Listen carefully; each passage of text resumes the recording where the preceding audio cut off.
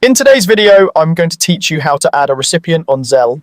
First, grab your phone and open your bank's official mobile app, then log in the way you normally do. Make sure you're on a secure connection and that your app is up to date so everything looks familiar and runs smoothly. If your bank supports biometric login, that's perfectly fine to use. Once you're in, look for the Zelle section. Depending on your bank, this might be labeled Zelle, Zelle Pay, or found under areas like payments, transfers, or move money. If you don't see it right away, try the app's search or menu icon.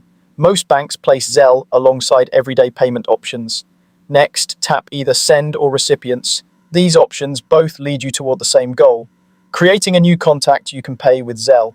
If you open Send, you'll usually see an option to choose someone from your contacts. If you open Recipients, you'll see your current list of people you can pay.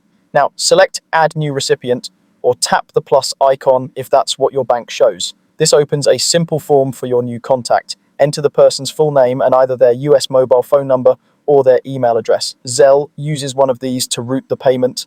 It's important that the phone number is a US number and that the email is correct, with no typos. Take a moment to double check what you've typed. Even one wrong character can send money to the wrong place. If the person you're adding hasn't enrolled in Zelle yet, they'll usually receive an invitation to enroll when you try to pay them.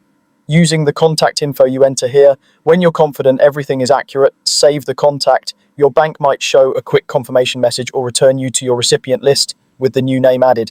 If your bank asks you to verify any details, follow the prompts they provide. That's it, the recipient is now added to your Zelle account and you can send money to them. When you're ready to pay, choose their name from your recipient list, enter the amount, and review the details carefully before confirming. Remember, Zelle transfers are typically fast and can't be cancelled once they're sent. So only send to people you know and trust. If you're ever unsure, reach out to your contact and confirm their information directly in a separate message.